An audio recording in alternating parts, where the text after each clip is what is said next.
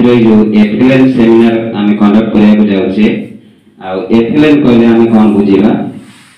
ना foundational literacy and numerics मौलिक साक्षरता और संख्यागान तुम्हें माने मौलिक साक्षरता कहले कौन बुझ से गुड़िक जाना संख्यागान कहले कौन बुझ से गुड़िक जाना जे मौलिक साक्षरता कहले पिलाटी बुझिक पढ़ा और दैनंदिन जीवन में व्यवहार कर दक्षता को बुझाए अर्थात तुम्हें जहाँ पढ़ुच जो पाठ पढ़ुच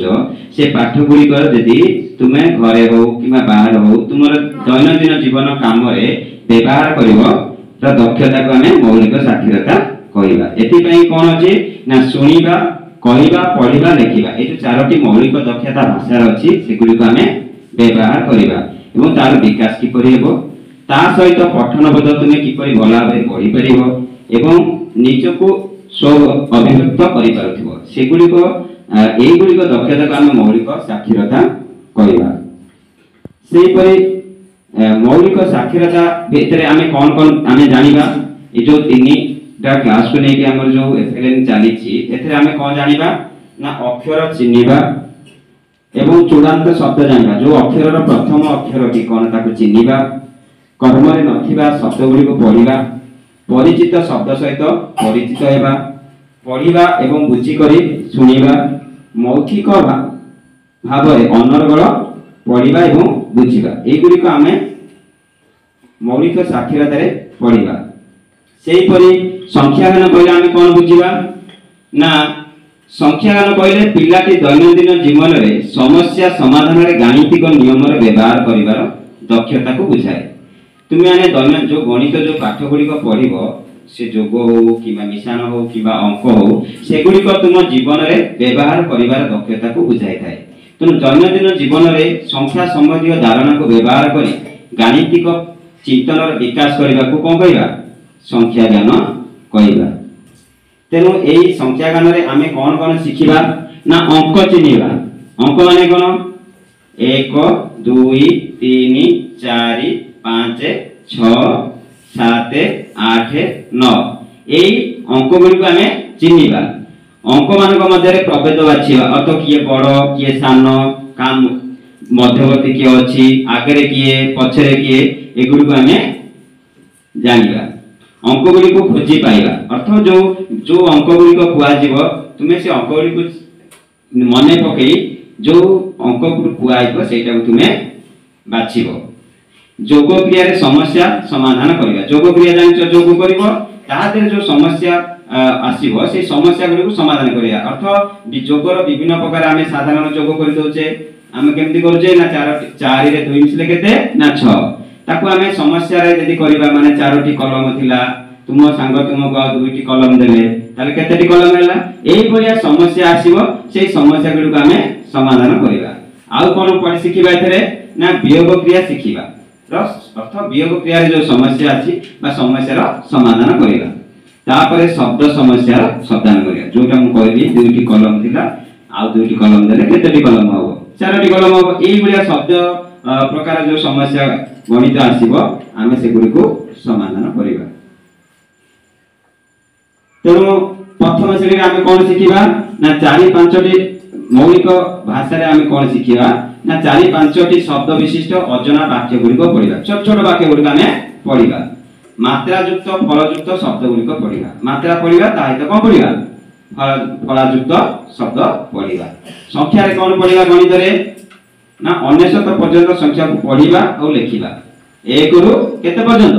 99 पर्यंत आम पढ़ा एवं लिखा से मिशाण कौन करवा ना 18 मध्य आम मिशाण करवा फेड़ाण फल होगा केते ना 9 मध्य आम शिखिबा सेही आम द्वितीय श्रेणी कौन जानिबा ना अन्य मान को प्रश्न पचारिबा पई वार्तालाप करबा अर्थ किछि हमर प्रश्न पचारिबा जेटा कि से किछि उत्तर देबे तेणु आम 2 जन मध्य कथबार्ता हवा पई किछि प्रश्न पचारिबा 8-10टी वाक्य विशिष्ट सरल अजना पाठ गुड़ी को आम पढ़ा गोटे छोट छोट अनुच्छेद 2-4टी वाक्य थी कि 8-10टी वाक्य थी गोटे अनुच्छेद को आम पढ़ी पारिबा भावना को परिप्रकाश करने सरल वाक्य लिखा छोट छोट वाक्य लिखा 3 अंक विशिष्ट संख्या को पढ़े एवं बुझब लिखब दुई अंक विशिष्ट संख्या रे मिश्रण और फेड़ान करिबा को श्रेणी पिला ना द्वितीय श्रेणी पिला ए काम करिवे।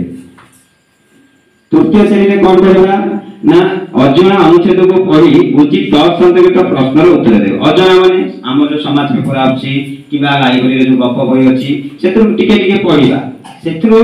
आमे किछि प्रश्न पचारे तो माने सेतु उत्तर देई पारुथिबो किबा गोटे पिला पढ़िला परे आ जने पिला ताको प्रश्न करिवो से प्रश्नर उत्तर देई पारुथिबो। निर्भुल भाबे छोट छोट अनुच्छेद और गप लेखि पारुथिबो तम मनरु छोट छोट गप गुरिक लेखि पारुथिबो। आउ आमे संख्या काले कोन करबा ना 4 अंक विशिष्ट संख्या को पढ़िबा बुझिबा एवं लेखि पारुथिबा। 3 अंक विशिष्ट संख्या रे मिश्रण फेड़ान संबंधी दैनंदिन जीवन रे समस्या को समाधान करबा। जो 3 अंक विशिष्ट आसीबो जो टंका पैसा आउ आमे किछि बाजार गले बाजार रे जो सौदा पत्र ने किना किनी करबा से समस्या समाधान करि पारुथिबा माने जोग करि पारुथिबा। आमे दीटा कि तीनटा दिन साइले मोट केते टंका हला से आमे कोन करि करबा ना मिश्रण को प्रयोग करिया आउ आमे 100 टका देले आमे 80 टका दिन साइले आउ केते टका फेरबो सेटा आमे जानि पइला आमे फेड़ान को प्रयोग करिया। एई होई आमे तृतीय श्रेणी रे जानिबा। तेणु एबे आमे एफएलएन लक्ष्य कोन आम तीनटा श्रेणी को पई ना पिला माने पढ़ी बुझिबारे सेमान को सहायता करिया। हमर ए जो एफएलएन कार्यक्रम रो मुख्य लक्ष्य होची जे पिला माने पढ़ी बुझिबारे सेमान को सहायता करिया। पिला मान को संख्या माप आकृति बुझिबारे सहायता करिया। खेल और शिक्षण कार्यभित्तिक शिक्षण रो व्यवहार करिया। आमे जो पाठ पढुचे बा कार्यक्रम करूचे सिगुर आमे खेली खेली पढिबा। पिला को घरे भाषा बा मातृभाषा रे शिक्षा दान करिया। पिला को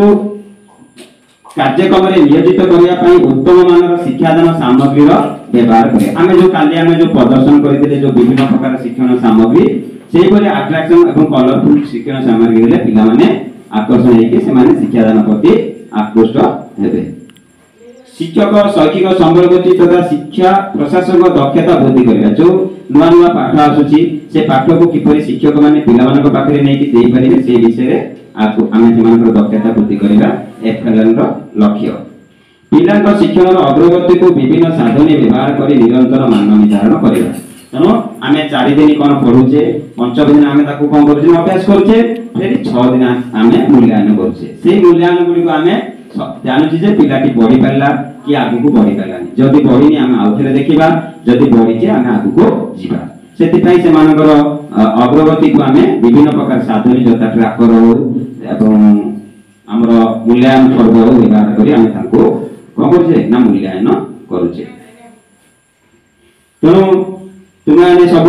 मूल्य ए जो एफएलएन लक्ष्य कोन एफएलएन आमे कोचे कोन पढिबा एगुली आमे सब जानिले। एबे आमे गोटे एफएलएन रे केमिति खेली खेली आमे किपरि शिखिबा गोटा खेल माध्यम रे आमे गणित रो गोटे शिक्षा दान कार्य करिबा। धन्यवाद।